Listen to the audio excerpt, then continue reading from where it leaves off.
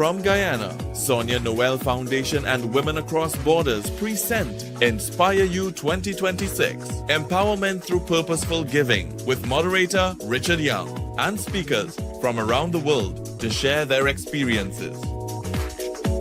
Welcome to Inspire You 2026. Joining us now is founder and producer Sonia Noel. Oh, no matter how many times I see the visuals from Guyana, I'm always in awe how beautiful my country is.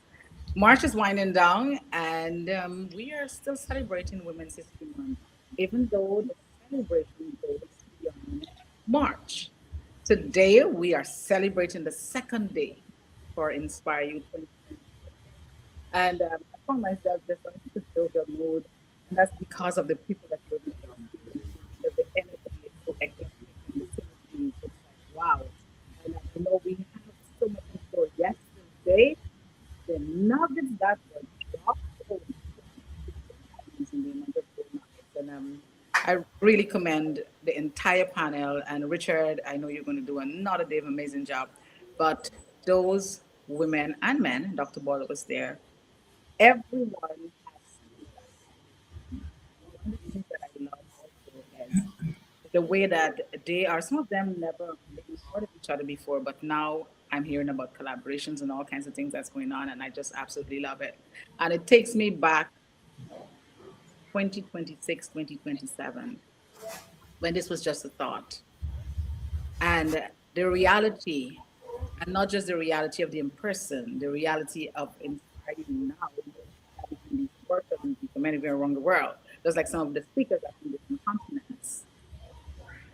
I'm in awe of the transformation, and especially when people send messages as to what they've come this morning from yesterday's broadcast.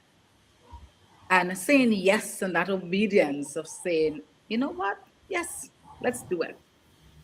And going back to women in business, the exhibitors are wearing, I'm proud of Tasha Davids, and we the designer spotlights. We're going to see some of those people that it all started from, of March. What do we do? How can we help each other? How can we rise together? And that was the genesis of it. Women in Business Expo was birthed, and young startups, people that just had an idea, they got that platform to showcase their talent, that platform to scale their businesses, that platform just to see if the idea is working. And I can tell you, there's so many that have worked, because if you go in the supermarkets, not just in Guyana, certain parts of the Caribbean, you're going to see products from Guyana that were birthed at Women in Business Expo. And Inspire You was the climax of that event. And that's what we were experiencing now. And the virtual space has allowed us to go anywhere in the world. And I so love this platform. And I must give gratitude to all the speakers of the over the years that have joined us, and anyone that have in any way contributed to this mission, because it's not just an event, it's a mission. And you're going to see why I'm saying it's a mission. And we have a particular speaker that's on today, Dr. Sophia Mohammed. I must commend her for coming to Ghana twice in person. And this is the second time that she's doing the virtual. She loves it so much, like she said, this has become part of my life because she understands the mission. And I would like all of us to continue to give, as they said, give to gain. That is the theme for this year. But we don't give to gain, but automatically we gain in giving. And sometimes people say, oh, I don't have so much to give. You don't have to have a lot, because sometimes it's just a kind word to someone. Sometimes it's just loving someone or providing that platform to elevate someone, mentor someone. So let us continue to give. And we're not talking about where you give yesterday or the day before. Now, find a way to give. And I'm going to repeat my favorite quote by Martin Luther King. Not everyone can be famous, but everyone can be great, because greatness is determined by service.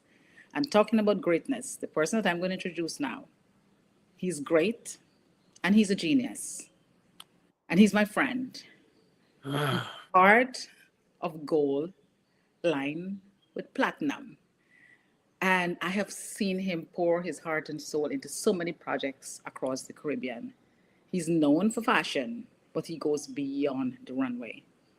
My dear friend Richard Young is going to be moderating today, and you're going to see why I said he is a genius. Richard Young. Hello, everyone. Welcome to our second day of Inspire You. Yesterday was quite exhilarating. You know, I'm a little thrown because she always puts me on the spot, and I must be gracious because that's what I'm told. You must be gracious when somebody gives you some kind of congratulatory note, but sometimes that adds undue pressure. You know. So today I want to introduce an interesting panel of persons from India, from the Caribbean, from South America, and we are going to do a discussion centered around empowerment through purposeful giving. That's our theme, our crafted theme from the Give to Gain, which is the United Nations thrust for History Month, Women's History Month, focusing on reciprocity, mentorship, and shared support to increase opportunities for women. In addition to which, the constant pursuit of rights and justice for all women and girls, focusing on dismantling structural inequalities, still pertain. So that is still the underpinning. But we want to talk about giving and gaining, and we have some incredible persons online, and they're going to share their stories because I believe in sharing stories. I think part of me, I think I'm a griot from West Africa, you know, because sharing stories is one of the easiest ways of transferring and transforming others and impacting on persons, you know, and as you evolve. So I'm going to introduce my group of interesting persons as we get into the discussion. I want them first to everyone is going to get a comment to talk about what do they understand by the give and gain motto. How, because Sonia just talked about it, we're not giving to receive, we're not giving to gain, but gaining happens in your own personal growth, in your own evolution. So I want to generically ask everyone. I'll start with there's one gentleman in the room, so I'm going to start with him. I'm reversing the thing. And what happens as well is that Sonia believes that when we first did this in the beginning, there were only women talking about women empowerment. But now it's a shared interest. It's an interest. Women's empowerment has to come from a shared collective discussion by both genders to even the playing field and to create prospect and best potential. So Sorel Kita is Haitian, living in Georgia. So he is a leadership coach, just one of his headers. But from that perspective, I would like him to join the discussion by introducing what he feels about this give to gain philosophy. Richard, thank you so much. Dr. Sonia Noel, thank you for creating this platform. I'm delighted to be here. And when it comes to leadership and giving to gain, I want to say that I learned everything that there is about giving to gain from my parents. And it's the kind of leadership principle that comes through without being quote unquote labeled that. So my mother and father are from Haiti, and they have always been entrepreneurs.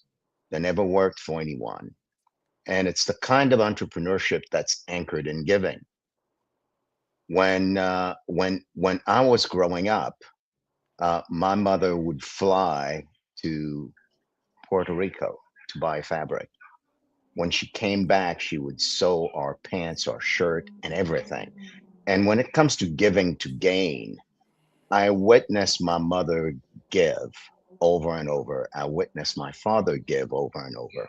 In the neighborhoods where we lived, if someone didn't have sugar, you walked over to their house and their sugar was yours, not because you took it, but because it was there for that purpose.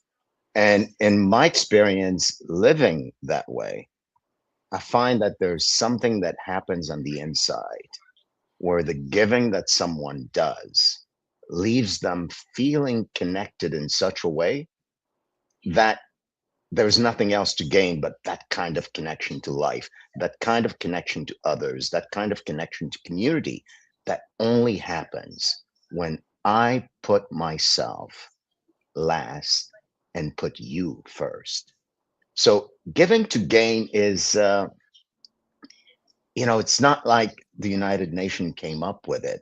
I think the United Nations got it from people who have been living the way my mother and my father live, and the way I think everyone in countries like South America, India, and other places do live and seek to teach the rest of the world to live.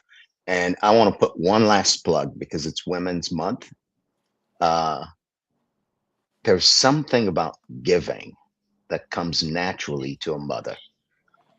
In a way that mothers give, they gain so much, and yet they never expect to gain anything. So, Richard, I think giving to gain is kind of a mind twister and a tongue twister in a way, but there is Hmm. no other way to gain, I think, than to give. Yeah. Yesterday we had some stimulating conversations about the give to gain. And one of the things that drove the discussion was a sense of purpose that everyone feels, compels them to do that giving. When you access that sense of purpose, you are compelled to give. I moved the discussion across to Dr. Muhammad, because I know her, and I know she's an embodiment of when you give, you gain, because she works through her leadership role in medicine, in advocacy, and in her healing practice. So, Dr. Muhammad, may you enter?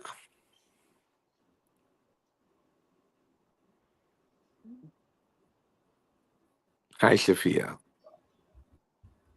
So thank you, everyone. Am I on the slide? Am I connected? Yes?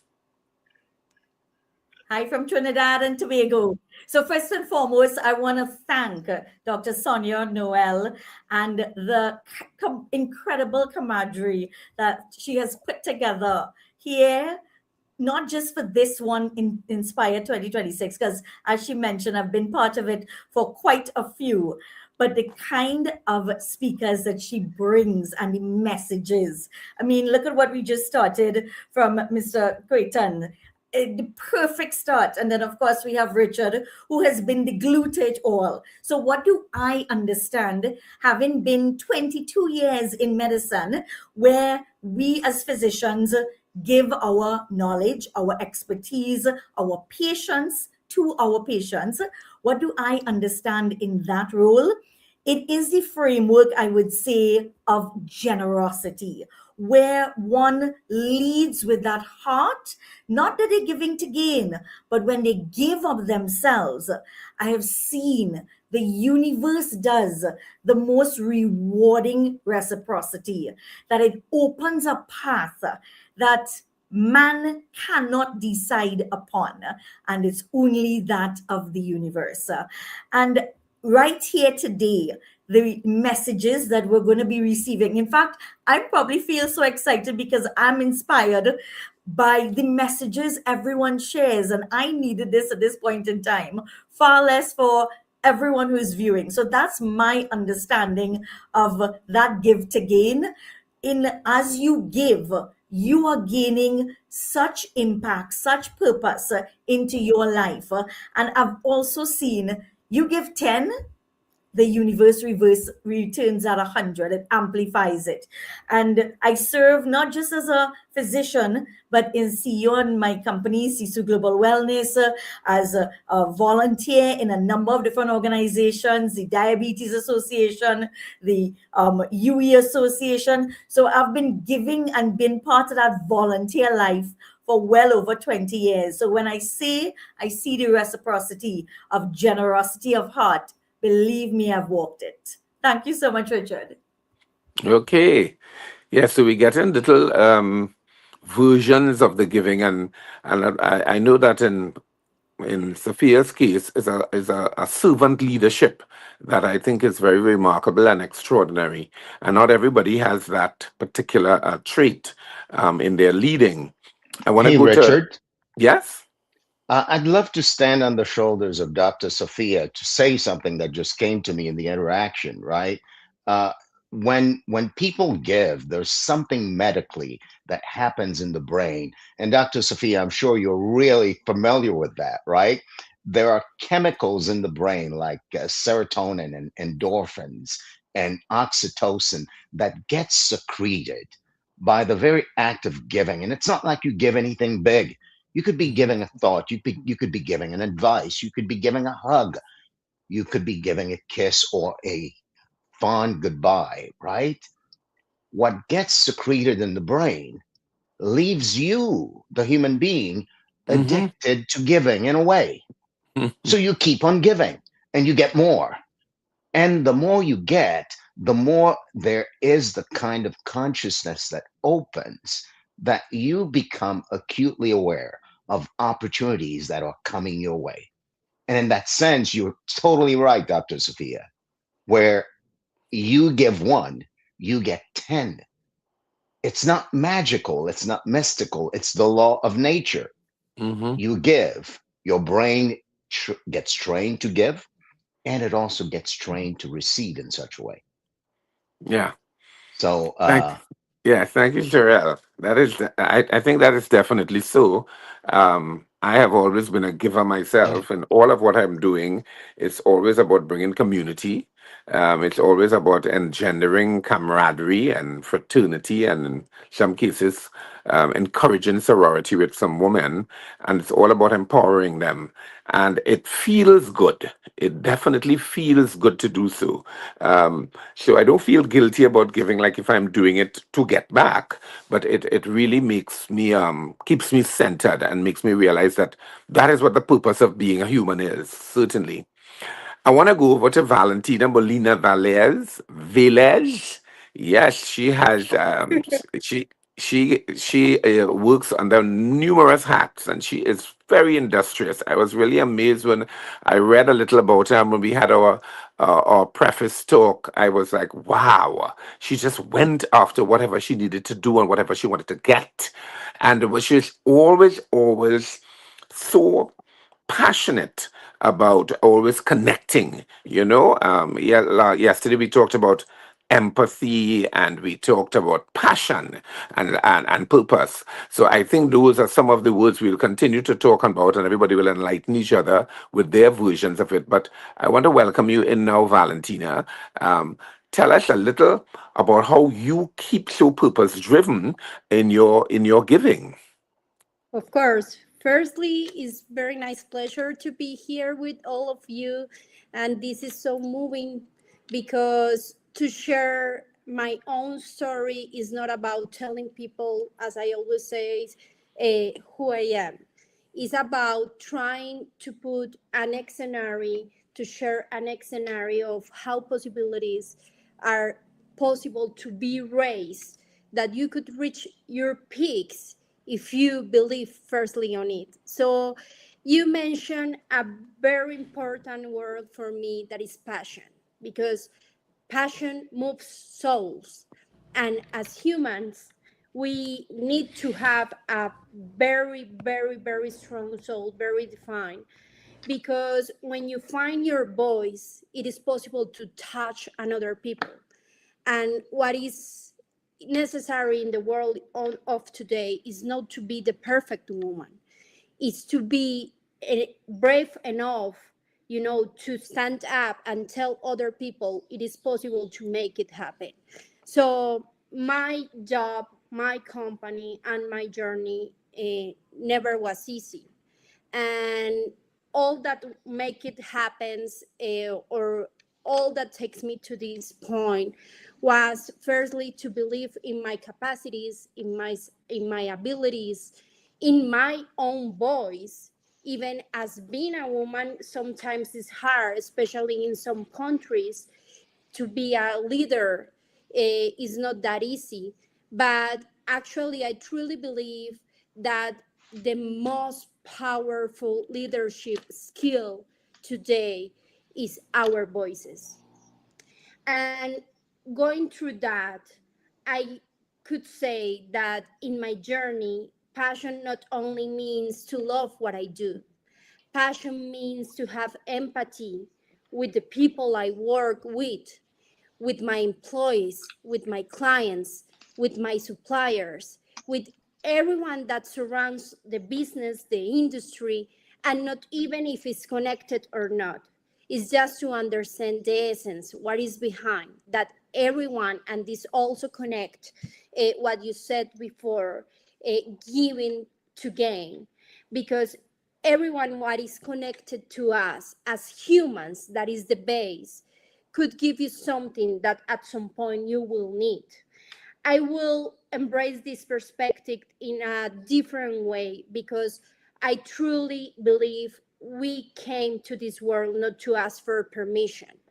We came to this world to create spaces, to create opportunities that maybe another persons that are not able because their context or their situation or their facts to run those opportunities.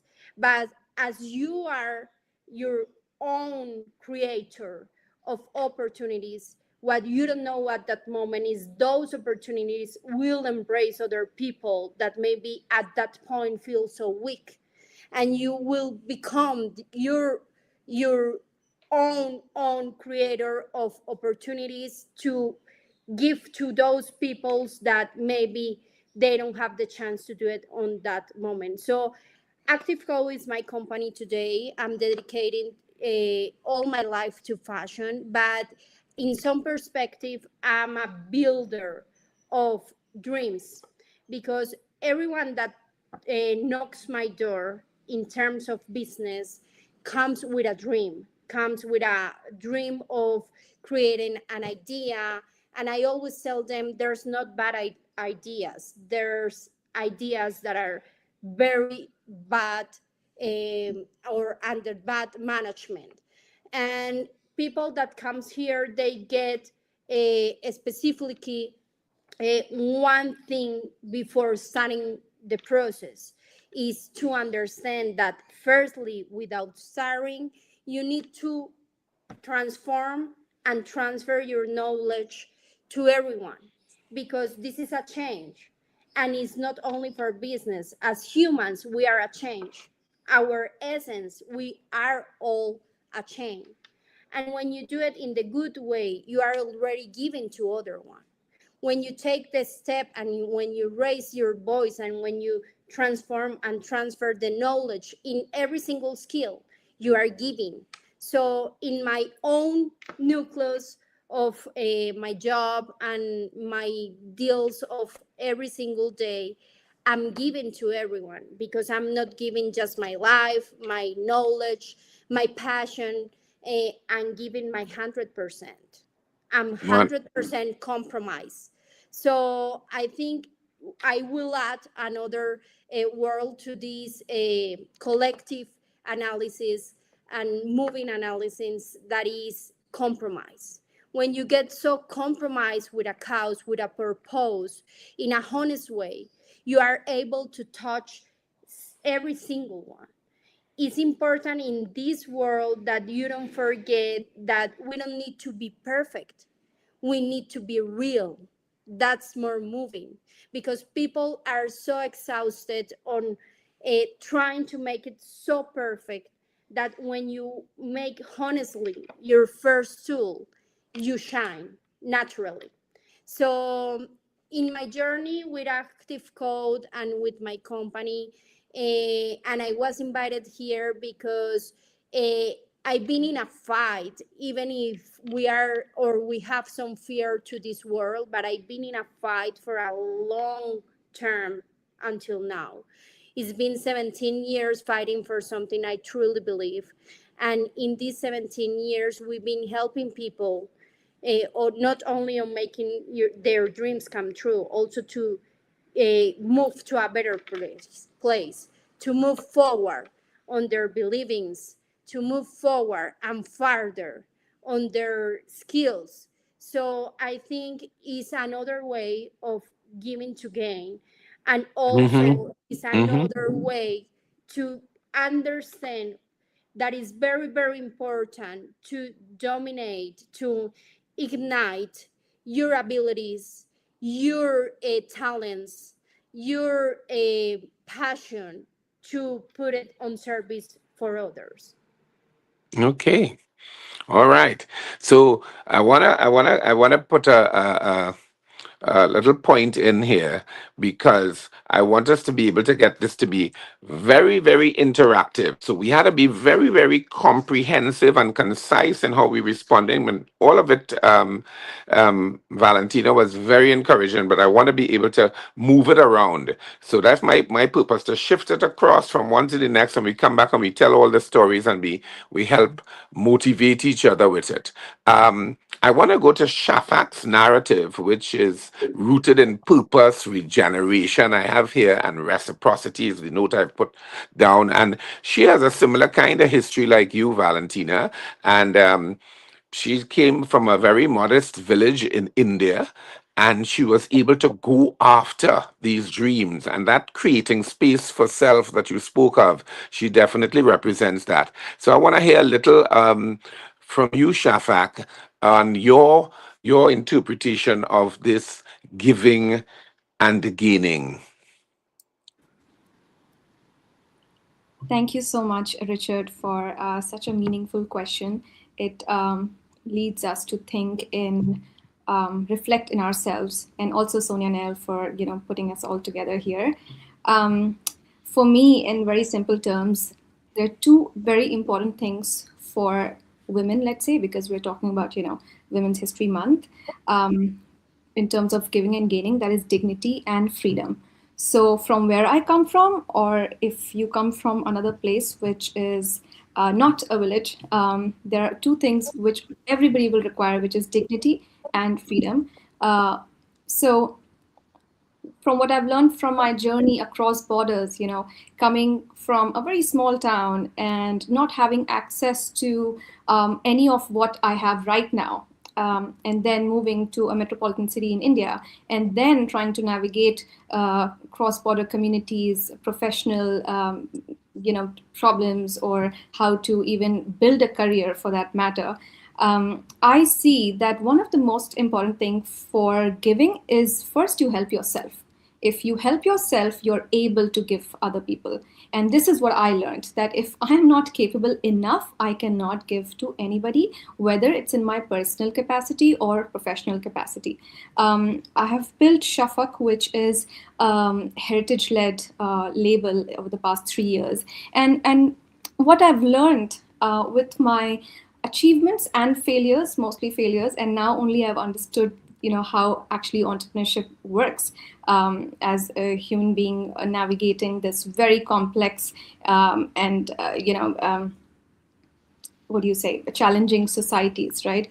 That if your business model, I'm just going to talk about business because this is very much involved with my life, that if your business model is not directly having a purpose to give back intentionally, it will never work. It will just not work. So what I have understood that yes, whether it's design, whether it's in creative economies, whether in any other strata of society, you have to make a plan and you have to have the intention at your heart at the right place. When that is correct, that builds the proper foundation to sort of move forward. And this is what I assume and I believe in giving. That, okay, whatever I give you, whether it's a piece of knowledge, which will definitely amplify, whether it's a piece of work or whether it's a collaboration, it will amplify. It will be for the greater good. And with that, what comes back is basically just pretty much in abundance and universal. So when we are able to, for example, we talk about this Women's History Month by United Nations, and I had the extreme privilege and also the honor to speak at one of the United Nations conferences in the last UNCTAD 16 2025 in October about youth-led creative economies and what are the problems women are facing right now. So we're always sort of glorified that we always give, but we don't have to get any gains, whether it's in the form of being a mother or whether being a sister or a wife or whatever label we want to label us as, right?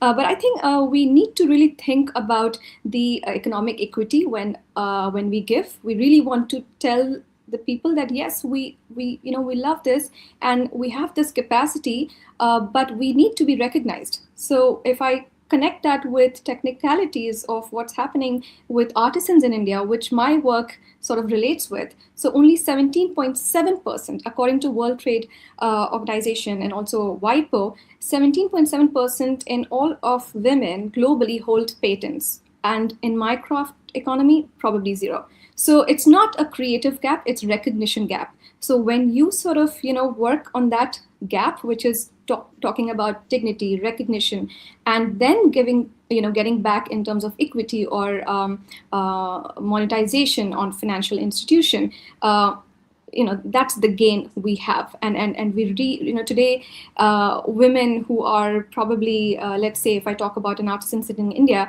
they have so much of traditional knowledge, but what do they gain? Yes, we try to say that, oh my God, they're beautiful, the handmade embroideries, we love them. But if you do not pay for what they deserve, it's always going to be underdeserved. So I believe in very simple that, have the dignity, give dignity where is due, and with that you will gain a lot of things in life, and with that you'll gain confidence, and confidence is probably everything right now. Thank you so much, so much. I love that, Shafak.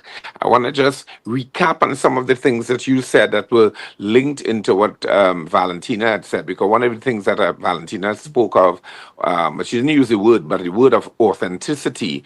When she said you have to be real, I love that. I forgot to mention it as a recap before I led into you, because I know that's also part of what you said and what you stand for.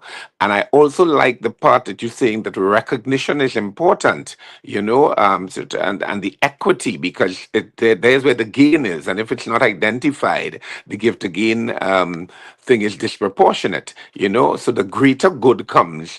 And the wonderful thing is that the sum is greater than all the parts. And so sometimes in the insularity, we get a little egotistic there. So I want to carry that over to my fellow Caribbean. I didn't leave you for last by any other reason, just because I know I wanted to save you for last, because you are deeply rooted in service, and authenticity is really important to you. So you say I'm linking all of them, and faith and integrity as well are part of your mantras. This is now Rita Auguste. She is in St. Lucia, and we are going to hear her take, but I want to give it an angle. What has giving from that place of grounded purpose, because that's what you are about. When we spoke and when I read through your bio, what has it taught you, and what have you gained about leading with authenticity in places that often demand performance over truth? Because sometimes we do stuff almost like en route, and sometimes it's lacking of that authentic center. Thank you, Richard. Thank you so much. I want to say thank you to Dr. Sonia Noel first for putting together this powerful panel and this exceptional dynamic moderator. It is a privilege and a pleasure to be among such great persons.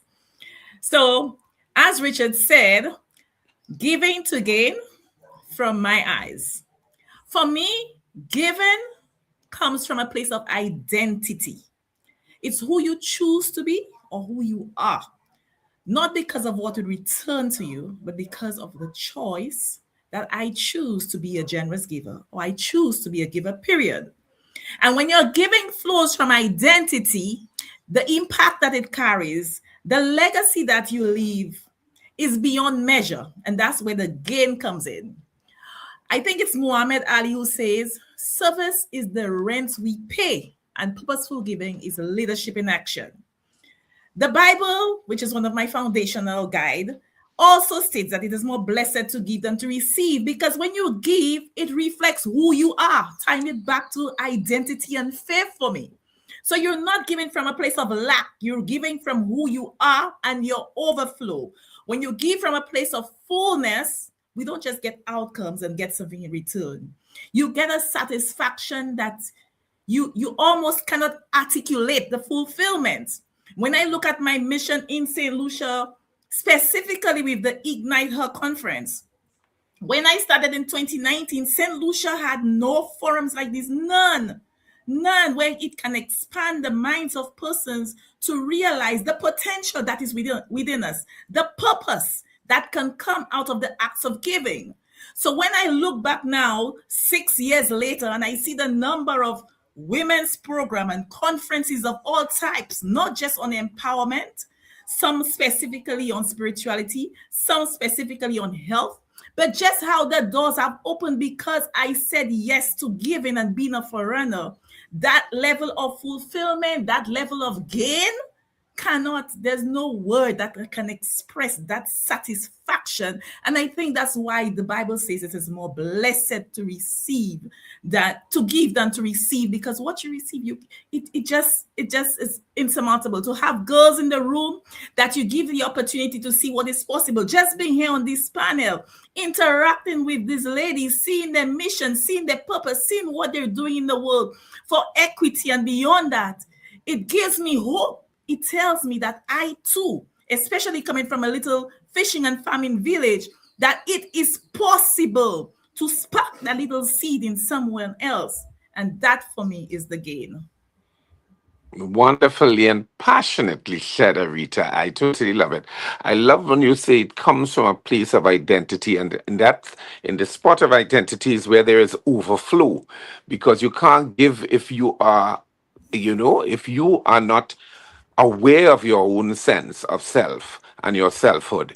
And I found that was a lovely kind of lesson learned there, so that the overflow, being aware of your identity, you can give more responsibly and more passionately. I want to speak to Dr. Mohammed at this time. Is she there? Yes, you're there. Yes. Yeah, you have worked in high trauma environments and championed compassionate care. What has giving empathy in those deeply human moments taught you? And what have you gained about the strength and resilience of the human spirit, especially among women? Richard, that is such a deep, deep question. And I want to prefix it with where I am right now.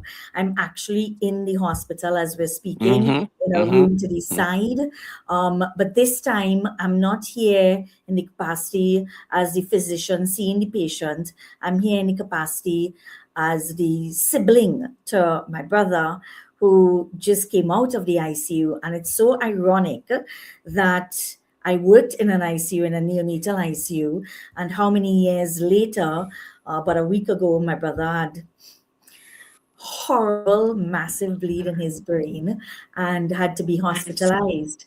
Now, I'm going to answer your question, but I'm diverting a little bit. Here's the reciprocity that the universe returned, right? The neurosurgeon who operated or who went in to do one of the first investigations 20-something years ago was my intern in pediatric ICU, so in the neonatal ICU. And our neonatal patients are like, everyone is precious, but when you're dealing with babies, when you're dealing with premature babies, you're not just dealing with the patient, you're dealing with the entire family, you're dealing with the opportunity of the next steps, the whole trajectory of this baby. So your ability to communicate to the parent, to do what's best, is so not just intentional, but meticulous, meaningful. And as a senior, I shouldn't say think, I know I was very intentional in how my interns are trained. And after he completed his procedure with my brother, now by God's grace, everything went smoothly, okay? He told the theater that he couldn't believe this is Saf's brother, this is Dr. Mohammed's brother, and he told them that I was his senior and I was mean, but not being mean, you know, in an unkind way, but mean and meticulous and the attention to detail. Now he's a neurosurgeon. How many years later he operated on my brother's brain, you know? And what does that empathy and what does that humanity mean? It means, especially in the field of medicine, that seeing the patient as a human, seeing the patient as someone's daughter, someone's husband, someone's child, and not just seeing the patient as figures, numbers, results, a CT scan, but it means that we hold life in our hands and we are now that instrument to which God gave us the knowledge to act upon. And not just in the medical world, in the volunteer world, in the fashion world, in any world that you are empowering, that you are giving to other persons. When we see each other as part of that beautiful world called Ubuntu, right? And that, I'm sorry. Yes, he's back here with us. I know, I'm sorry, I'll dropped off. But that word Ubuntu, where I am who you are, when we see each other like a mirror, then we treat each other with that level of humanity and some of the words that you have been mentioned, integrity and authenticity. And we really tap into that empathy within. Now, not all persons within the medical world or some worlds have tapped into that compassionate care. And that's something I strive to do in all of my lecturing, in all of the workshops, to help us tap into not just our ability to be compassionate, but our emotional intelligence, to understand and see our patients as someone's brother, someone's sister, someone's parent, someone's child. And I believe in me viewing each patient like that, I have optimized, given them the best possible care. And my sister-in-law this morning said to me, when she spoke to so it's a neurologist, a neurosurgeon, it's a whole team. When she spoke to the neurologist, he said, I treated Zach as if he was my brother because of how Saf has treated me as as a junior. And I hope that kind of encapsulate what empathy, what compassionate care means. Yeah. Yes, definitely. And it was not by accident that I threw it your way, knowing where you are, Sophia. You know, when we hear the term leadership and leadership coaching, I'm coming back to you, Sorrel. Sometimes it seems like it's something that is aloof and alienated, but leadership doesn't always mean authoritative figures that are in charge of major organizations. And so leadership it could be in very small ways, taking the lead and using these same things that we have spoken about, integrity and intentionality and authenticity. So in you guiding others to become what you call a leader they most admire, what is your personal example? What is a personal example where you gave your time and your talent and in turn gained a new understanding of yourself as a leader? Because I think this is kind of how the give and gain thing works. Sorrel.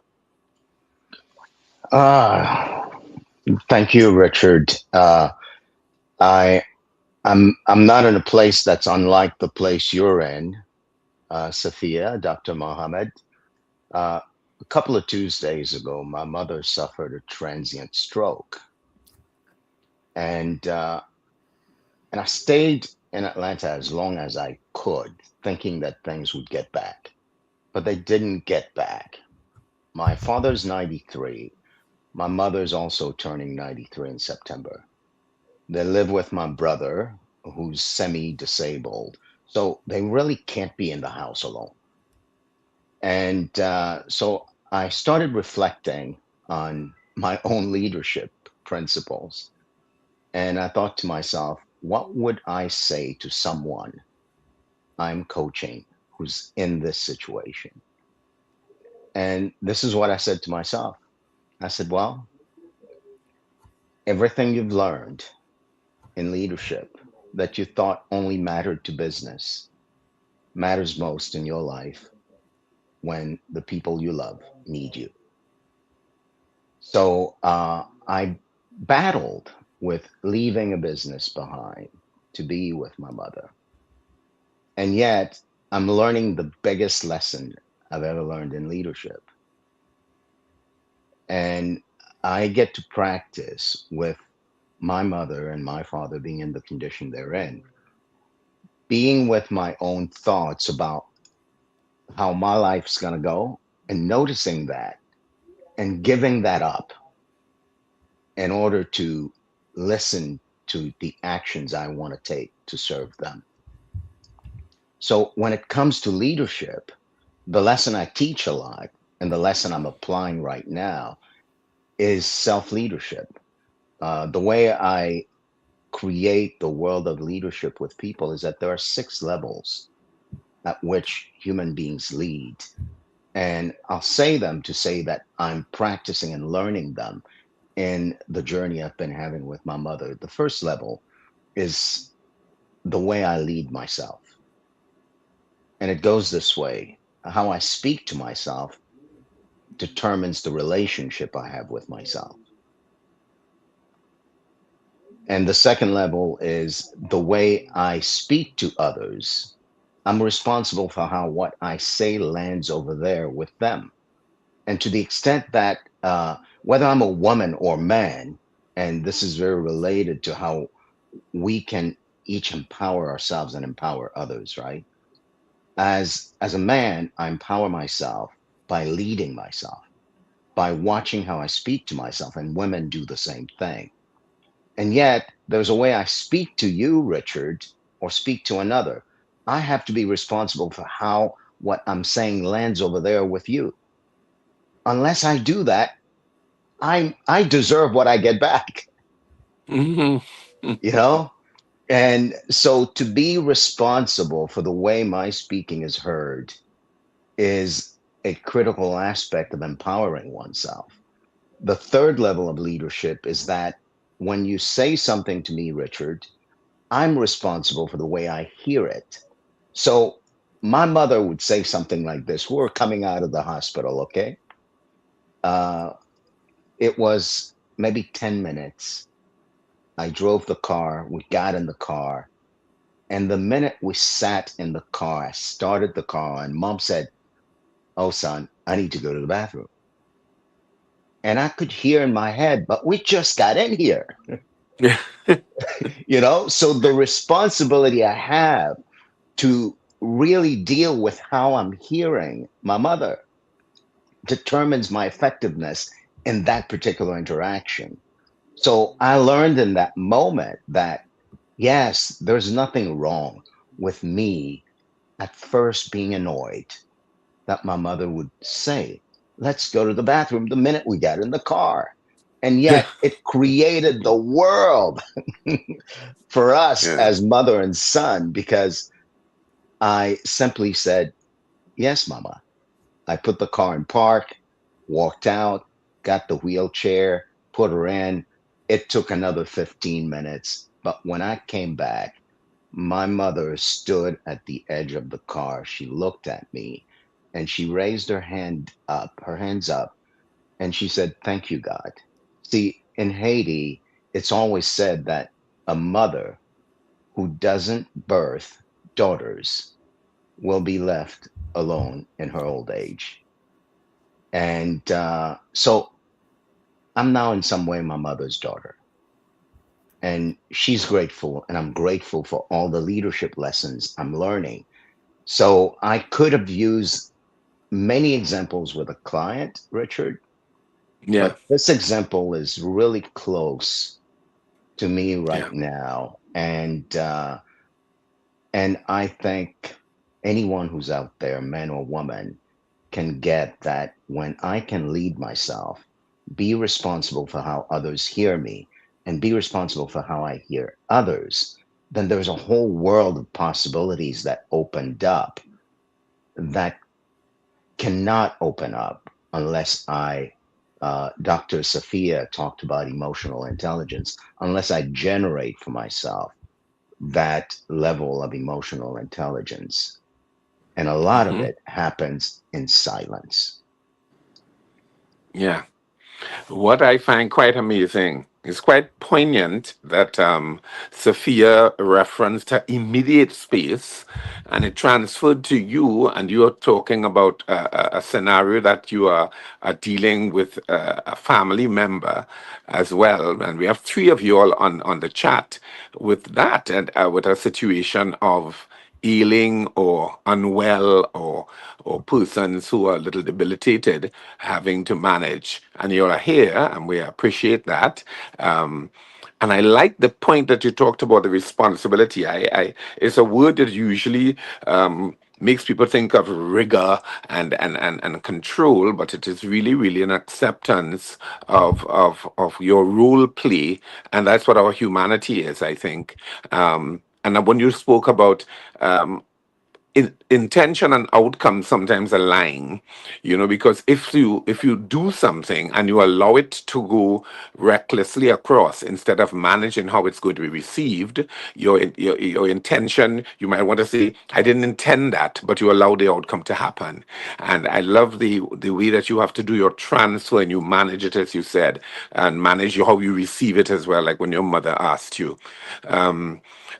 I want to go to Valentina, because she has similar circumstances with ailing parents, and but she's also she has led and empowered over 200 brands. This is one of her phenomenal things, that she's sitting there quite humbly, and one might not know that is part of her journey.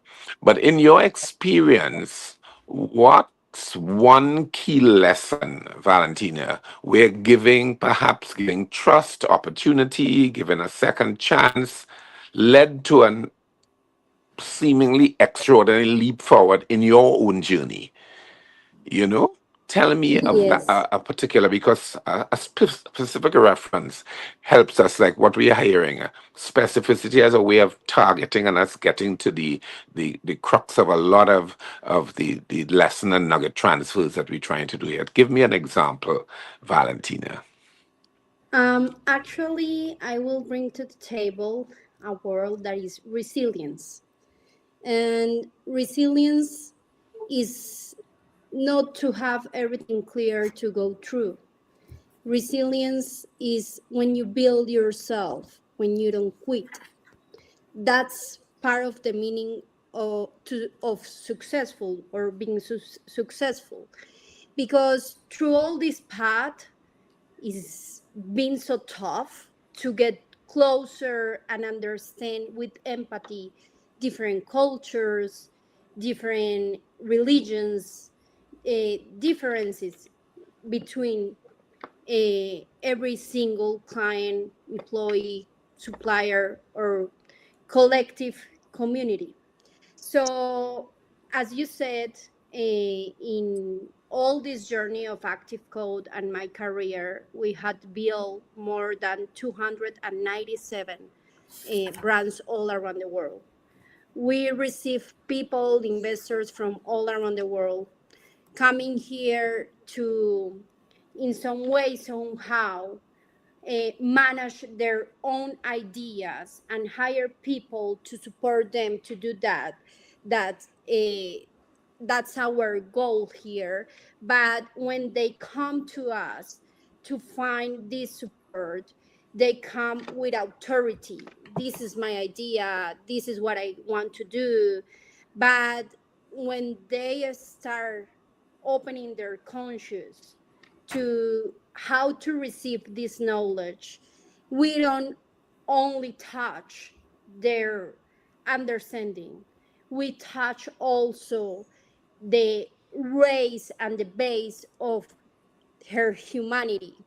Because if you want to set an idea on the market, a successful business, you don't need to have the perfect product. You need to have the perfect message. You need to set a voice that could become not only a lifestyle. You need to get through the mindset of the people. Because out out there in the world, we had enough of beautiful things, we had enough of beautiful speech, but what we need to get, or the place where we need to be together, is when we get connected to real messages that moves realities of people. So my business is based on that, and it's been so hard because firstly, I'm still very young, and to lead a company all around the world is a big challenge. And even if I get so prepared to be here today and on doing that, you are never prepared enough, because always will come someone that thinks that and becomes the situation and turns the situation into a competition. And I'm not here to compete. I'm here to transform, to share, to touch. As woman, I'm being, as I said, so compromised to this path, because what I have discovered is that when you don't quit, you are teaching to other one how to do it. When you don't quit your own fight, your own beliefs, you are giving empathy, because you are showing people that is possible. So Active Code, the name of my company, has a reason. And I want to share this reason because it's something that I have discovered, and it's in some way, somehow, I could make a resume of my journey with it. Active Code for me means people, because we all are moderators of emotions, ideas, realities, facts. So you are an active code. All single human, all single person in this world is an active code. And what we do is to connect codes from all around the world and make it possible. We make possible the change of difference. We make possible the change of different emotions. We could connect and transform all of differences between all of that into a one voice.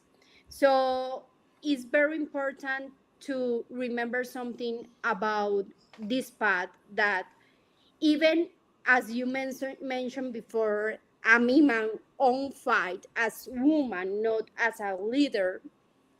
It's never easy to be the 100%, the son, the woman, the friend, the leader. You need to succeed in a lot of areas, and sometimes it's so tough. But when you get to the place that you are so conscious, humbly conscious, because you need to put apart your ego, your knowledge, your experience, just listen what is your own. Just listen what is so native on you, so natural on you, that brings you tool to go through that.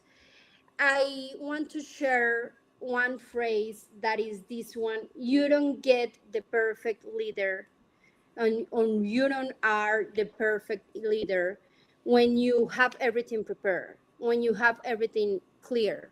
You get to be the perfect human that is able to confront and isn't afraid to go through every single situation, when you understand how to lead under the storm. So it makes you stronger, because it gives you the tools to understand that successful is not to have too much. Success or succeed is when you get stronger into the process, and when you understand the tools under the process, and you could transfer all those tools to other ones, that they could use it in their own path.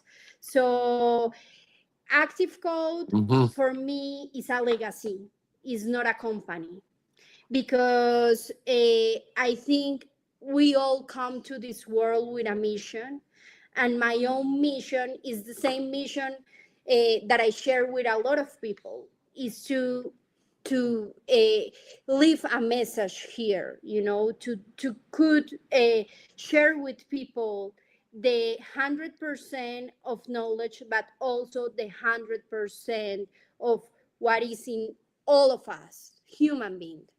Our Perfect. nature is more important than cultures, than knowledge, than society, than beliefs, than religions. And when you put everything together of the 100% of who you are in the service of other, once again, you could go deeper on their needs. You could change realities and facts.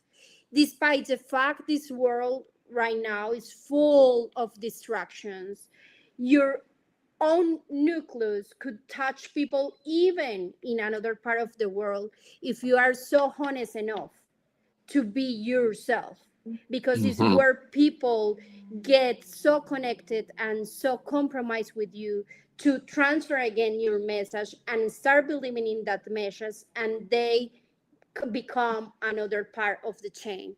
So Yes. I think this is, I share a few ideas, but Yes. I Yes. think it's part of my journey, because never is enough. Like sometimes I feel so exhausted. Actually, today I'm so happy to be here because I'm passing through something very, very hard, and to be enough aware of what I want to say, that is to raise the voice and say to everyone, it is possible now, not tomorrow. We are not here to make miracles. We are here to create our own opportunity.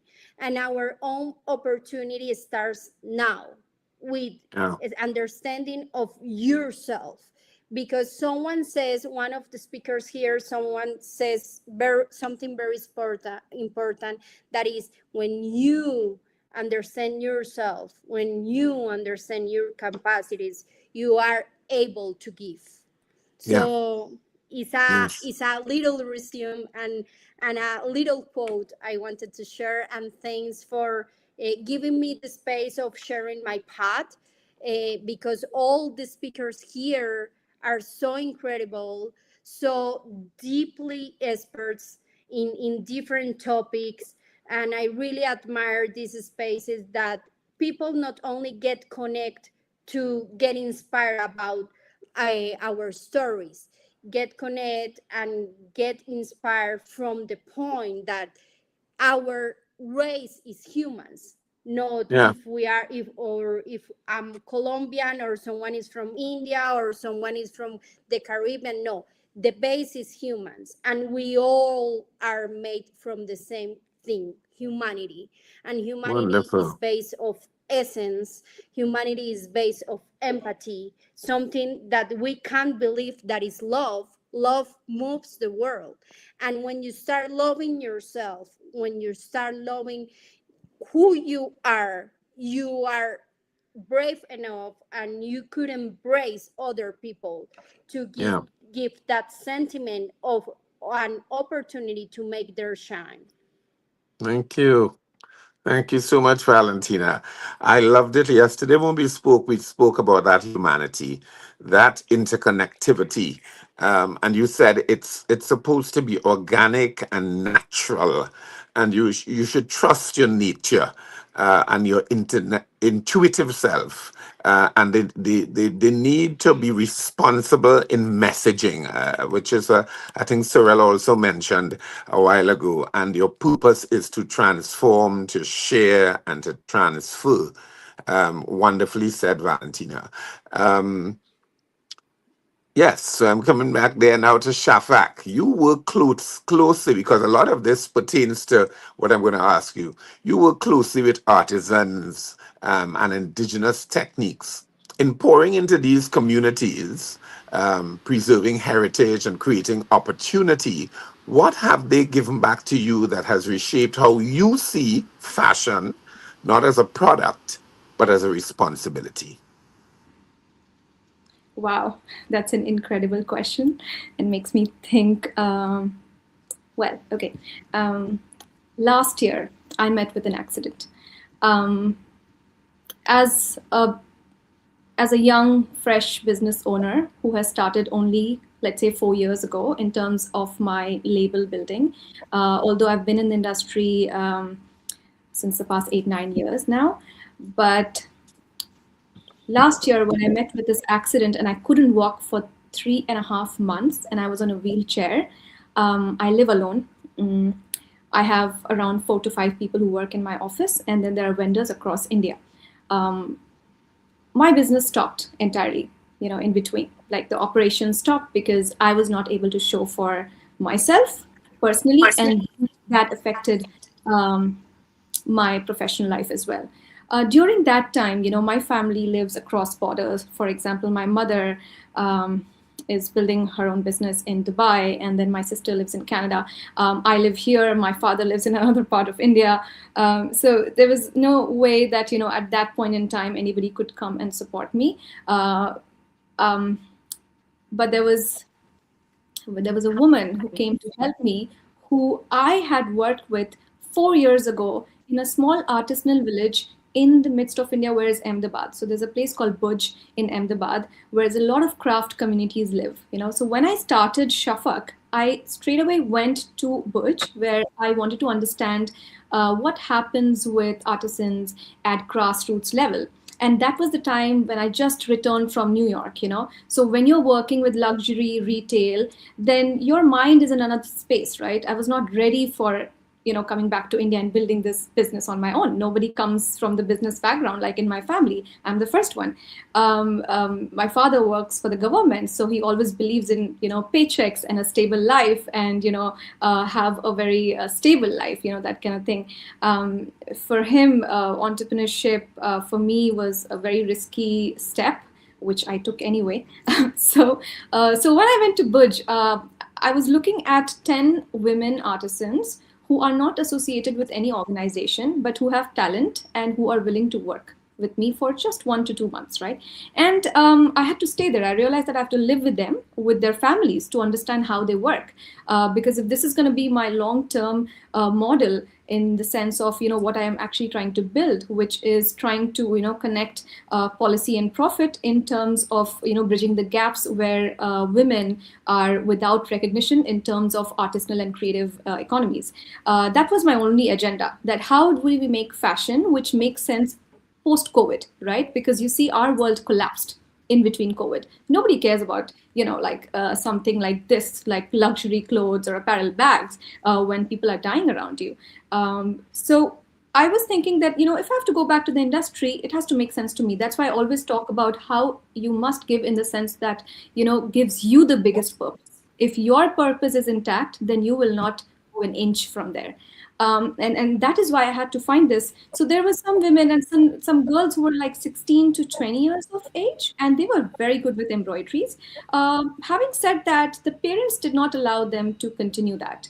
And because of the outside external factors, they were not allowed to maybe study, didn't have the resources. So we worked on a small, weaving project, and I ended up working with 5 women who said yes to the agreement. And I came back to Mumbai, where I launched my business.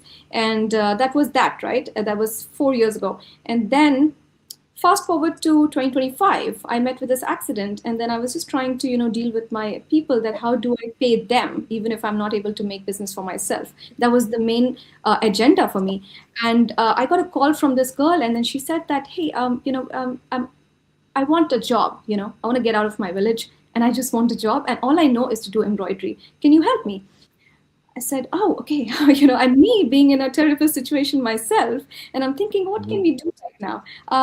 I booked her flight ticket and I called her to Bombay, and then I put her in the office, and I said, what you need to do is just be with them and look at them and what they do in my office. And so she started learning things. She took a leap of faith, not me. She took a leap of faith, and she did that.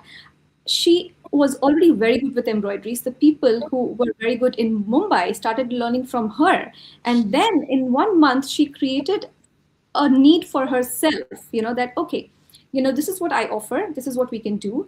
And that sort of gave me hope that, okay, if and I also started teaching her, because that was the only thing I could do at home. I was like, come home, I will teach you English, I will teach you other things, how to live in a metropolitan city and how to get yourself equipped, in this kind of environment. Because she's never come out of her place. And that was not at all, by the way, in any means that, oh my God, if I do this, she can, work with me continuously. I just thought that if she's here for 1-2 months and if she's learning with the team, then probably she should take something back. So we trained her, and after training her, she went back, I think after 1.5 months because of her family's situation, and she trained another 5 women. And those girls were like just 17, 18. And she's sending me pictures that I made this, we made this, we made a pillow cover, we stitched this, we stitched that. So we're preparing to come back next year to work with you on a craft project, So, at the larger sense, or maybe business sense, you may not look at it at a huge success because there was no monetary financial benefits involved, but I look at it, me being on the bed, not being able to get out of my bed, and still trying to teach a girl on how to sort of survive in this world just by learning English, just by translating your craft into something which you can actually sell for yourself. And now these 5 girls have started a small small sewing shop where they take orders and they start sort of support their own self and their mothers and business. So I learned about creating an impact after 3 years of building a business. And that is when I said that if you don't, if your heart is not in the right place, then you can't build a business which could be impactful for other people, right? Now it's amazing. Now, in those 3 months, I started writing for UN and human rights, and my article got selected for UNTAD 16. And then after 4 months, I went to Geneva, and when I was talking to all the women cohort members at WIPO, that is where I understood and realized that the thing that I'm working for, which is basically giving back to the craft communities of India, not giving back in the sense that, oh, we're recognizing that they are very brilliant and they're very, talented. We all know that they're talented, but how can they also have ownership to what they are doing, and how can they make businesses for themselves? That was my main agenda when we were talking. So I understand that leadership is translation and bridging gaps. These are the 2 things. And when you bridge gap, you must, like in terms of larger than life context or philosophical way, I think leadership is also something when you stay rooted even when you move afar, right? I moved afar and I came back, and there was this whole rift that, okay, should I be in just the luxury industry, or should I just be in the craft community, or should I bridge the whole thing and really try to voice out what I'm trying to work for? And today we have today we have got some angel investors believing in this idea. And in a week, I leave for Paris, where I'm actually representing India as a Franco-Indian brand, where the designs got selected, where these are the 3 artisans women. We're sort of trying to get micro loans for them. So for a very long period of time, I did not believe this, but only when I started this little impact, I thought, okay, we can really build an ocean with that. So step by step. Yes, very, very good. Very, very good, Shafak. I liked when you said that you are helping give ownership and create space and serving as a gap, bridging gaps, but yet you said you stayed rooted. So in that way, I say it means a certain degree of humility in your transfer of what you're doing is the way you can help people empower themselves, and there is a ripple effect that happens when you create this impact. I think Rita spoke of it a little bit before when she talked about a sense of selfhood. So that when you have that sense of selfhood that is filled, you can outpour, and she referenced it to identity. I want to ask you now, Rita, you often say, in fact, I was reading through some stuff you had submitted, that when women rise, nations rise. In your own life, what did you have to give up? Was it like fear and doubt and limitation to rise into your own calling? And what have you gained in witnessing other women rise because you chose to step forward? Arita.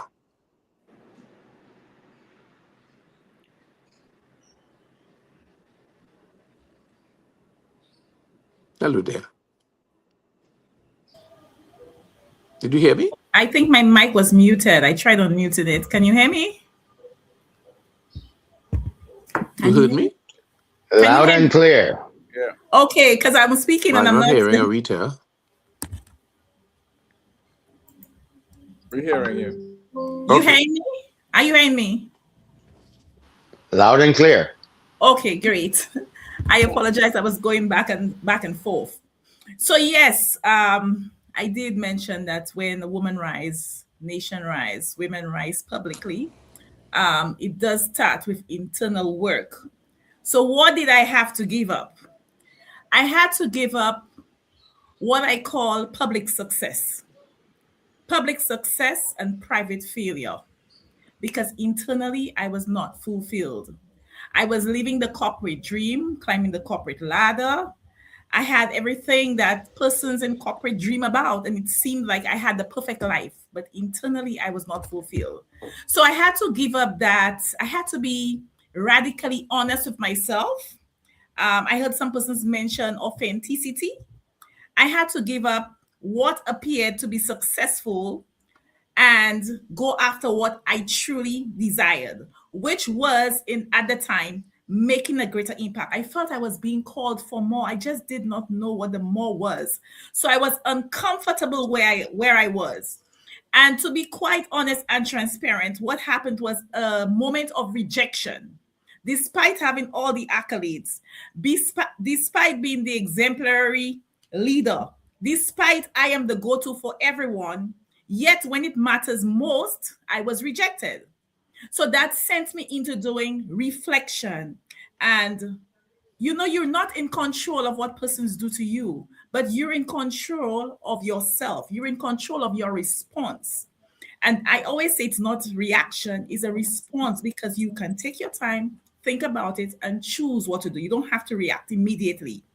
And so I did. I went into reflection, I went into praying, and I made a decision that I would be the change that I wanted to see.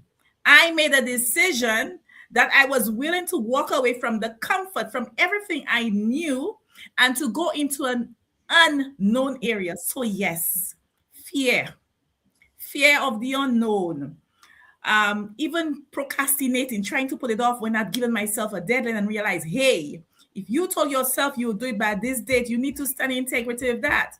Because if I cannot keep my word to myself, can I give my word to someone else? So I had to walk away from imposter syndrome. I had to give that up.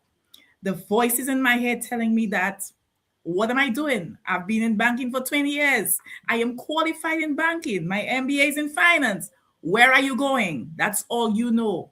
Yet, when I did a skill analysis, I realized I was so dynamic. I was so versatile. I had so many success stories in different areas, going back to my childhood.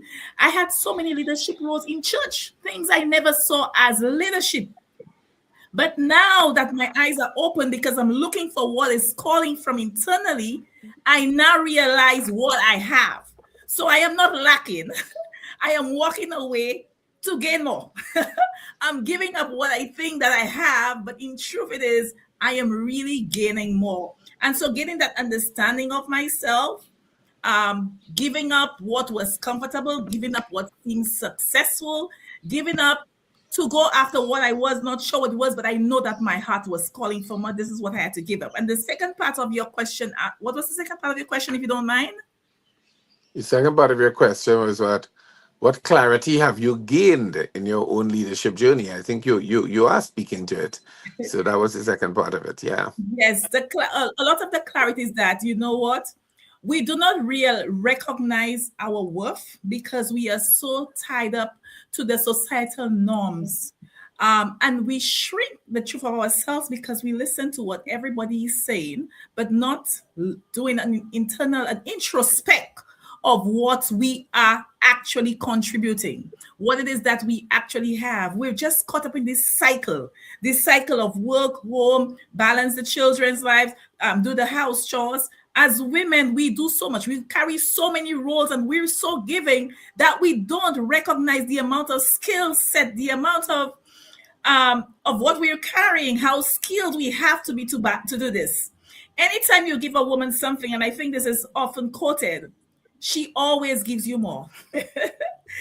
You give her a sperm, she gives you a baby, and so much more. You give her a house, she gives you a home. And these are cliches. But the truth is, as women, we have to pull into so many various parts of ourselves to be able to competently deliver to the world, to the family, to ourselves. And many times we put ourselves on the back burner. So I think that's the clarity that has come for me. The gift that we truly are, not just to this world, but even to ourselves. Even to ourselves, in moments when you recognize, how can I do it for everybody else? And now I'm in a moment of need. I have to do it for myself. And so you practice and you learn to do it from yourself. So now that when you're doing for persons, you're better. You give them the best of you because you've mastered doing it for yourself. So when I found my fire, I realized that rising was not loud.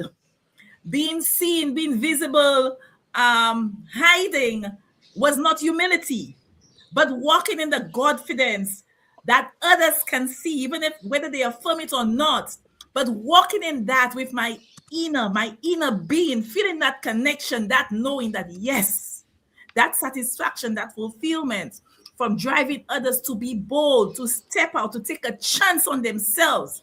Because if you're not willing to bet on you, who's going to bet on you? So these are the things that I had to leave behind and just really move forward with that level of clarity. Wonderful.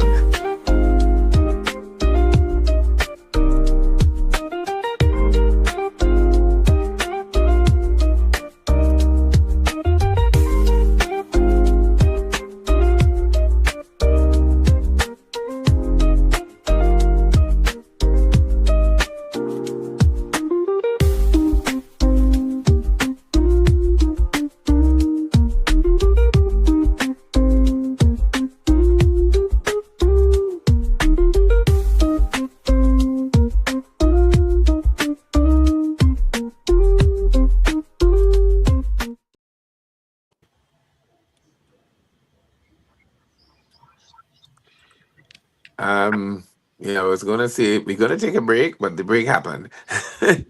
But I wanted to just reiterate what Arisa was saying. She used the verb to give, um, in the giving up of certain things to be the change that she wanted to see, and that is the gift she bestowed to herself upon herself. And I thought it was a wonderful take on the give and gain narrative. I want to stay with Arita for a bit and then move back up because I don't necessarily want it to stay in the cliche way of moving around the team here. Arita, I was on reviewing what you have been doing. You are known as the chief igniter, lighting the path for women to step into leadership. The word we're using all through the session, and then consistently igniting others. Some of which you have shared already. What have you discovered you gained in terms of your own sense of power and purpose? And you have mentioned it before too, your identity. I love identity. Share a little on that as we move back through the panel, getting different takes on this give and gain today as we talk about purposeful giving. One of the things that I have gained is the clarity, not just of myself, but of the women who come into the spaces, the rooms that I curate, witnessing their transformation. I have seen women enter the room, they're unsure, they are broken, and then they leave decisively. They move from being silent, and now they use their voice. ideas they've postponed for so long, they get the courage to now take action on that. That for me brings me a lot of satisfaction, because it's beyond me. It's the legacy that I am creating, even if it was not my intention when I started. So again, the impact, the conviction, I no longer have to second guess myself. I know the importance of creating those spaces. I walk in that authority. I walk in that confidence. I know it's my calling. I understand the role that I've been called to play to ignite others. So many women are gifted. They're silent, they hide. And sometimes we women, it's Women's Month, but we have to face the reality and the truth of it. Sometimes we women are each other's biggest enemies. It does not have to be. It does not have to be. Earlier, one of the panelists spoke about competing. I think I wrote down what she said. She spoke about not competing, but looking at it as how she touches other person's lives, how she helps transform persons. And too many times when you look at another woman, we cannot congratulate them. We cannot encourage them. We cannot tell them the truth that we see their light.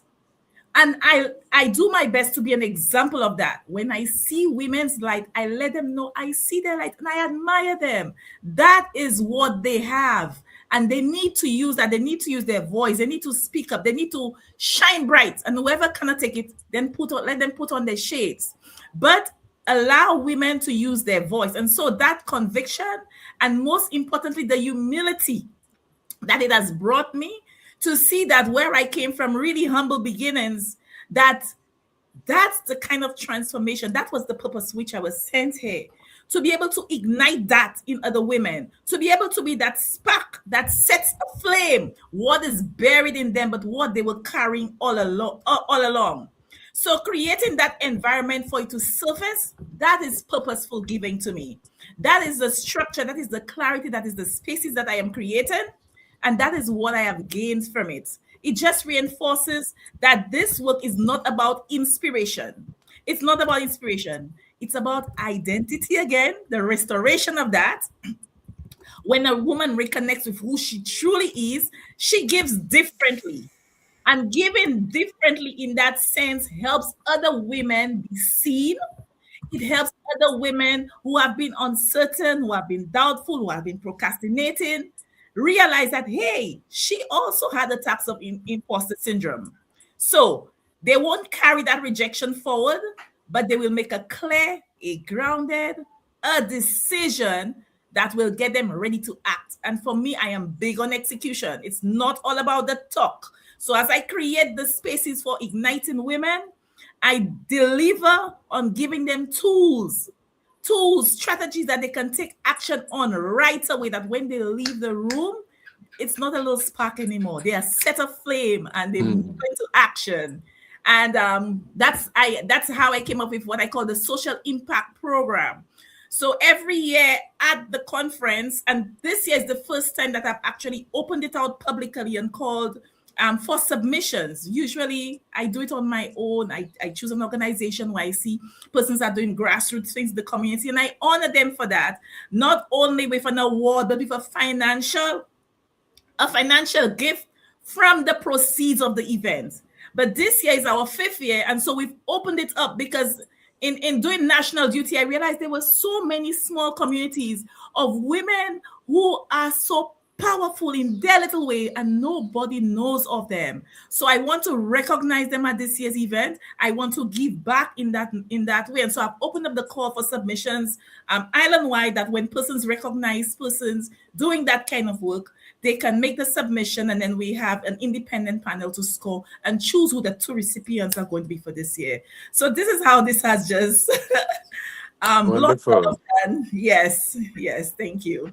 I see Sophia in the comments she wants to just jump in. I know we're wrapping up soon, so we have to, but I see Sophia mentioned she wants to jump in. So Aretha, you lighted that spark in our souls.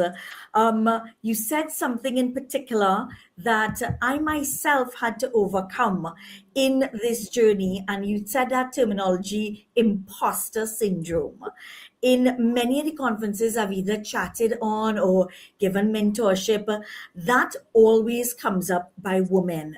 And I really think it was important that we take the time to just address this thing called imposter syndrome. Each one of us here have accomplished so much, and I'm hearing what you're sharing, and I'm still, even my own self, I think I suffer from it. But here's how I attempted to break it down. You see, when we understand what that imposter syndrome is really like a silent shadow. It's that inner critical voice that sometimes we need to play down and allow what we are seeing around us to play up. You see, especially high achievers, persons who give so much, they know as they're breaking ground, as they're coming out of that comfort zone, this thing called imposter syndrome still sort of holds them back. But the minute they reframe imposter syndrome and not see things as flaws, and I think it's Valentino who mentioned about it doesn't matter if we have flaws, don't aim for the perfection, aim for the progress. So we remove the reframing of the imposter syndrome and see it through the lens of growth. See it not as a flaw, but as a sign of, and someone else mentioned, building that resilience. We literally, it's like on the edge of where you're standing, whichever room, and knowing you, God, the universe, the sisterhood, your tribe, whoever is around you has given you the opportunity and the wings to fly. I've had some opportunities thrown at me, and my inner critic nearly took away those opportunities. And that's where I would lean into a mentor or lean into another trusted voice. And I've found, and believe me, Sonia, Richard, those persons here are that trusted voice when my inner critic speaks a little too loud. So to any woman out there who thinks or feels that they're suffering with this thing called imposter syndrome, feel free to reach out. I will speak you out of it. Feel free to reach out to Richard, Sonia. They will speak you out of it. But here's how you can speak yourself out of it. Mentor someone else. The minute you give from your expertise, you are then, I'm putting it back into this give to gain framework, you recognize your own wisdom, your own clarity, your own strength. And you also recognize how your giving is connected to purpose. That removing that inner critic, you get to see the bigger picture. You get to see that you are standing in a place where you are empowering true purpose. And I love how everything just ties in so powerfully.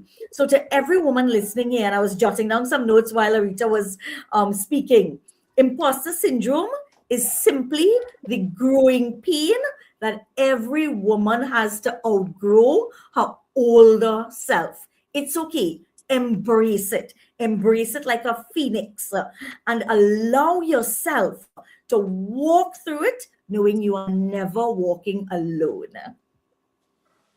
Wonderful. Wonderful. But yes, so we are wrapping up. And when I say that, I want to get a comment from everybody before we close. So that's the only reason I'm using the term wrapping up. So I have a quote that I'm going to throw at you, and everybody is going to give it their nuance or their inflection in it as it pertains to their life. It's a famous quote by Winston Churchill. We make a living by what we get, and we make a life by what we give. As a way to address this give and gain, I'd like you to comment on that and give it its individuality coming from your center. I go to Sorrel. Richard, thank you for that quote. We make a living by what we get. We make a life by what we make give. a life by what we give. You know, it's innate in every human being, man or woman, to be all about surviving, right? I'm going to fight to eat, fight to get the money to buy my food, and fight to be acknowledged and recognized by people. That's how I make a living, right? And as Aretha mentioned, there's a lot of work that human beings do to get somewhere that gets them nowhere. Yeah, you get to make a living, but you get nowhere. And I think what Winston Churchill was pointing to is exactly that. You can make a living, you can survive on this earth and eat well, party well, and be acknowledged by all the people you want to be acknowledged by. And you can still be empty inside until you start giving. And when you start giving, you start having a life that's not only significant for you, but for the people you touch. So I'm jumping on that bandwagon. Let's revive that quote for the rest of the world. Okay. And we're carrying it over to Valentina. Well, I truly think everything starts with you. When you start working on yourself, you are able to do whatever you want to do. I think there's a misunderstanding on the way we act like humans, because some way and somehow we think to be a human is a limitation in some places, in some circumstances. But when we understand we are the main nucleus of giving, one per one, we create a big opportunity. We create a motion. We create a movement. So to be able to give, we first, as some of you had said, we first need to be able to be prepared on ourselves, be prepared on our understanding, on our identity, to move forward in a safe place to give to other ones. I think to work today in this world is not about only raising a voice, because sometimes you could raise your voice, but the room is so small and the people is not listening because they are so short in their conscience. They are so distracted.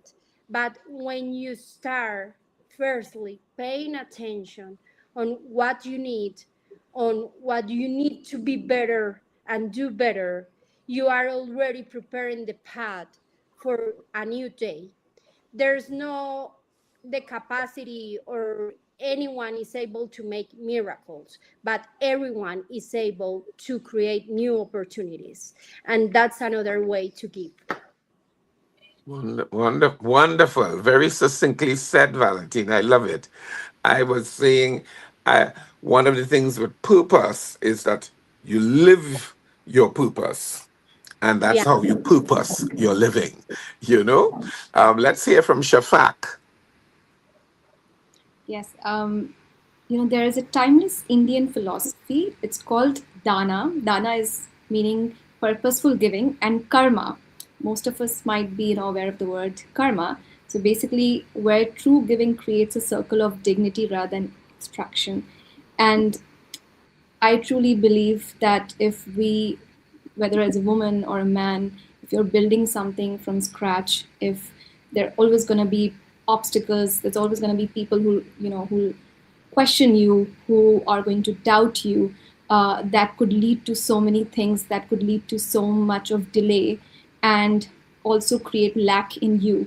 And as a woman, we often have this lack, right, where we think that more things come from the validation from others, right? So it's so important. And what I've learned from my journey, from my mother's journey, who started her career at 40 from absolutely nothing, in the sense of guidance or support, she built a life of dignity, and it's so important. That's why I keep talking about dignity and freedom. It's so important, to have dignity in what we do, what we give, what we gain eventually, and that leads us to freedom, right? And freedom is almost everything, whether me sitting in a big office, somebody sitting in a village, you sitting, anywhere, right? Freedom of living is important while we give or gain. And so it's a whole circle, it's a whole chakra of giving, taking, and eventually forming an ecosystem, a lifestyle which is meaningful, which is impact led. So that's why whenever we talk about giving, just look around you. Who's the closest person to you could give? Who can be the closest person who can believe in your idea? Take that one thing and move with it. Do not look back, because this is going to be, life is never meant to be fair, but we have to make it, at least, what do you say, true to ourselves. That is our greatest responsibility, and that's, as they say, in the airplanes, I always notice that, help yourself and then help your others. So it's always like, please help yourself, like I have, when I was going through this accident whole thing, I was like, oh my God, if I don't show up in that room, they're not going to give me business. I'm not going to work. Are you crazy? So I used to think that, okay, no. Okay, let me think around me. Who are the people who I can do right now, give, in the sense of, now we're talking about give and gain. And I did not think too much. I just thought, can I teach you English? Can I put you to this person? Can you just do your own thing at your best capacity? And when they did it, it was an internal satisfaction, right? It was like, oh my God, it was through you, right? And and that sort of amplifies, and that gives you motivation to keep going.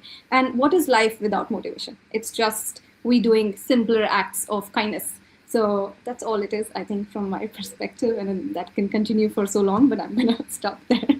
Okay, that's great, Shafak.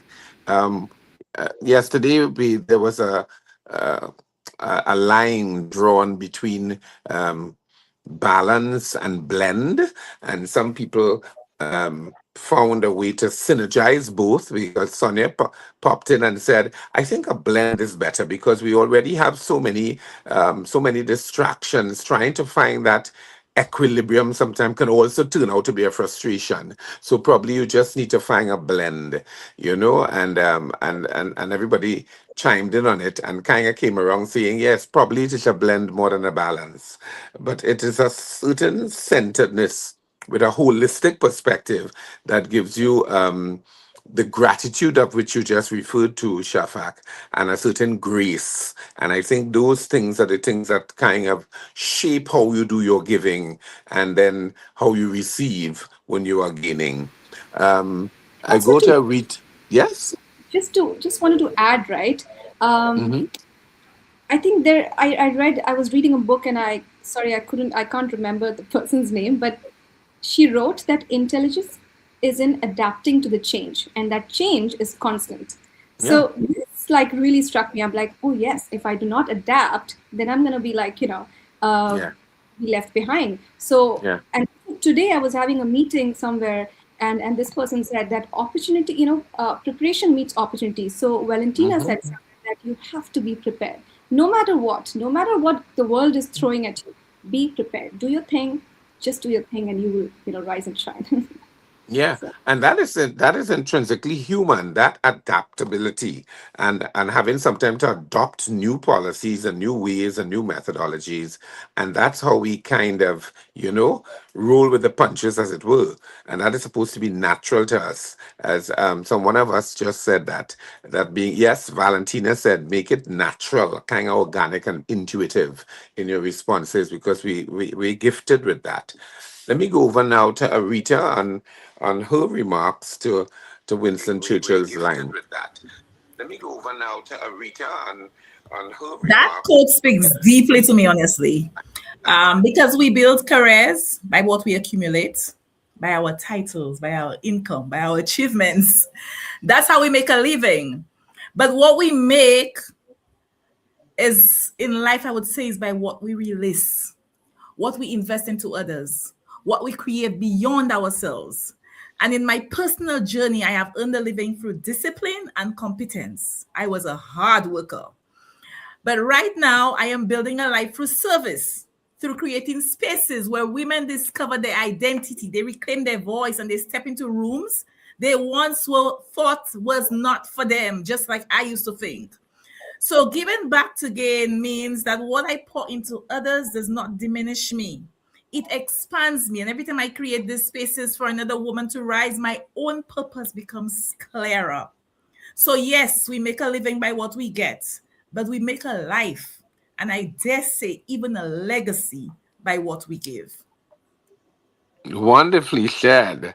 Wonderfully said, Rita. So, so to close off on our attempt at acknowledging what the United Nations has deemed the motto, and we have retuned it into saying purposeful giving, you know, as our mantra for the Inspire You 2026 version. We still have a little time, so I want a 1-minute comment without me posing a question, with you taking, what are you going to leave with our listeners and our viewers here, for women to be empowered, and for humanity and civilization actually to advance and progress more meaningfully? 1 minute, Richard.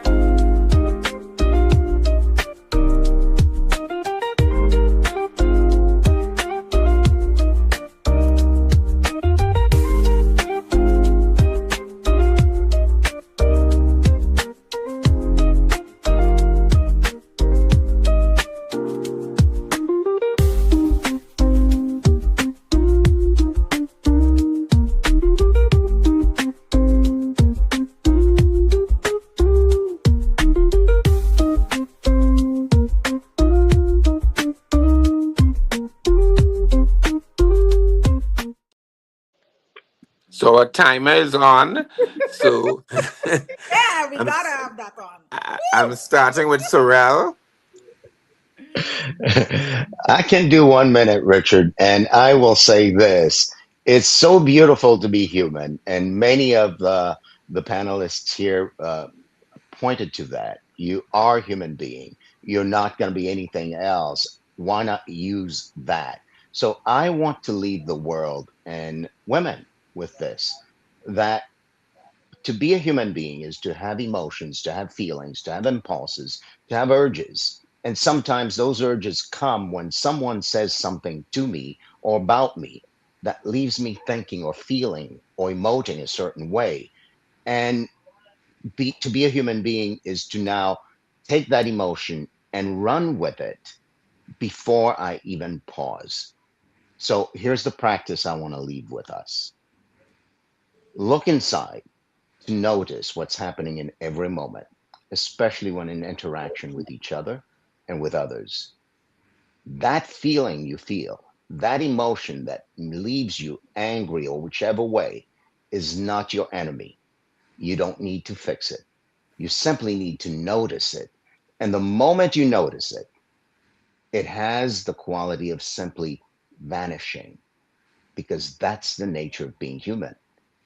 To notice what's going on with you internally and to stop for a moment, that creates a space where you get three things: distance, choice, and freedom. And you get to create that every moment you feel, every moment you have a body sensation, every moment you have a thought, every moment you feel an attitude or state of mind in some way. To simply notice it leaves you the creator of that space and the creator of your life. No one gets to create your life. You do. Very lucid, very lucid. I'm feeling a kind of clear thinking vibe going on there, Sorrel. You did transfer a very, very poignant point there. Let's move over to Valentina.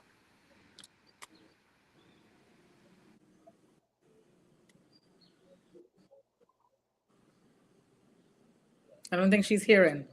No. Go ahead, Could Valentina. you repeat, Go Richard, ahead. please, the Yeah, question again? the Because question is, you're I don't leaving think she's everybody. hearing. no. Go ahead, Valentina. Could you repeat, Richard, Go ahead. please, the question Yeah. again? Do you hear me? I don't hear you. Is she hearing anybody? Yes, Valentina, they're hearing you. So please, someone of the panel could repeat me the question, because I lose the line of the conversation because I can't hear. You need to stop your YouTube from in the background. I think you're getting mixed up. So just pause the YouTube that you're listening to. And I don't know if you're hearing Richard. You're hearing? No, that's why I was playing YouTube. But just tell her because that I we're can asking for hear. a life lesson and a nugget out of this experience. Somebody can repeat it to her. So I'm Okay. going to share just thoughts about all this conversation, and it's very moving.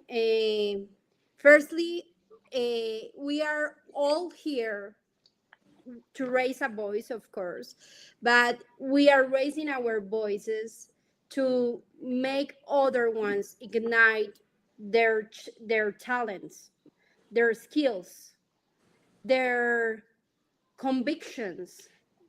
I think we all are examples of what we need to do day per day, because there's not perfection in life.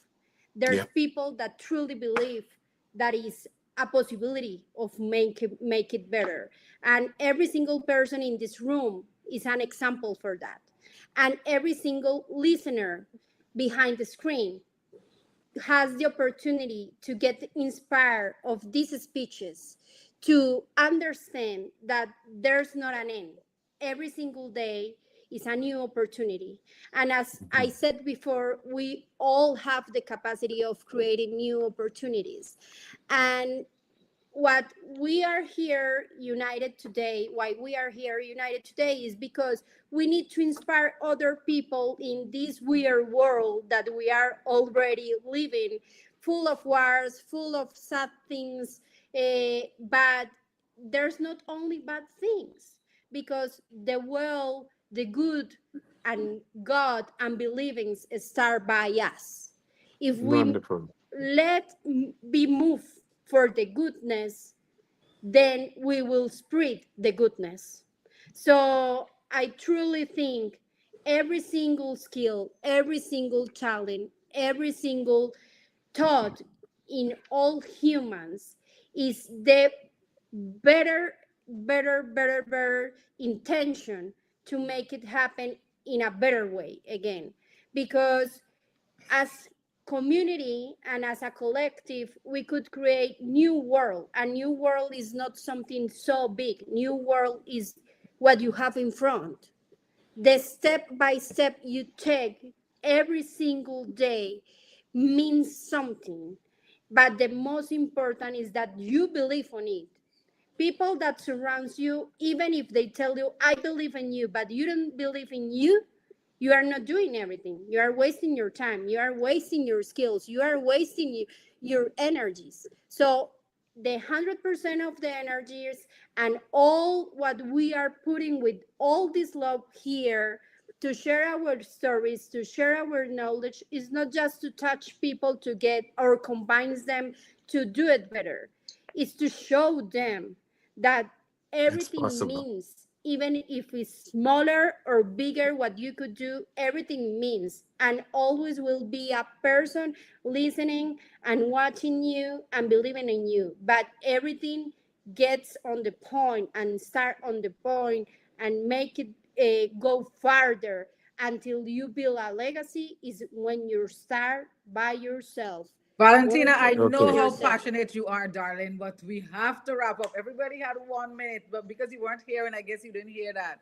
But yes, everything makes sense what you said, and I feel your passion. But we gotta wrap up very soon. Sophia. Yes. So in keeping with the 1 minute motto that we're trying to use, I want to add one particular line, and it's how Sonia and I connected through our leadership guru, Dr. John C. Maxwell. And he always talks about leading or giving through value. We are people of value that add value to the world. And when we think of that word value, then we literally have now put forward what is our call to action. So as we conclude this empowering through purposeful giving, I want us to remember that word value. And as you add that value into the world, believe me, it's going to return multiple fold. And I just want to leave one more powerful word into your space. If you don't know it, research it. And it's in finding this word is how I formed the company SISU, SISU Global Wellness. And SISU comes from the Finnish framework of tapping into our extraordinary mindset. And that SISU framework is that purposeful giving. So my little acronym for you to remember is S. Create that strength in service, the sisterhood, the strength that we're giving from always returns. Your struggle that you may be experiencing, when you create that strength, that struggle, how you went through that struggle, can now be the way or the methodology another person learns from. So it's okay, share that struggle. The I, always do things with intention. And you would have heard that word over and over and over. Do it with intention. Focus on your why, not the what. We know what we want to do, huh? We know what we want, but there's so much boggled around it. Focus on the why, and you will see how you find that trajectory. Coming into the last S now, focus on sustaining your soul.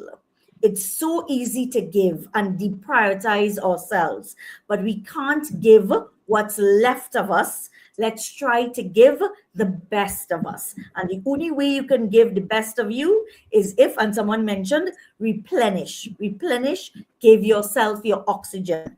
And last but not least, the U, another word that was mentioned all throughout, unity.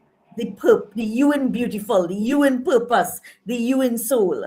Let us look at everybody that came together here and recognize that we are not one. We are us. We are that Ubuntu. I am because you are. And that's my message as we bring forward or bring close to this incredible Inspire Us, empowering through purposeful giving. Let's go over to Shafak. Shafak? Yes. 1 minute. So previously I spoke about dana, the ancient, Indian philosophy, which is the act of giving without attachment. There's a similar term called sadka. It's in Urdu, which means that when you give something in the purest form, done with complete sincerity, without any expectation of return, fame, or reward, it's something that comes back with blessings, and that's all. And today's world, we need blessings. So I think there's so many lessons to be learned right now today from this panel. One of the things that I've learned right now, that really be out there, take ownership. If I have to leave something today, I think I have built my neve, Hindi it called, the foundation on just taking the ownership, believing in myself, and go forward with that thought. So yes, taking ownership and with dignity, so that you make a room for others as well, where they take ownership. So that is the highest form of giving and taking for my end. Yeah. Thank you, Shafak. And Rita? Okay, so if I leave you with anything, is that we must move from language into structure. For humanity to advance meaningfully, we have to create the access, not just applause.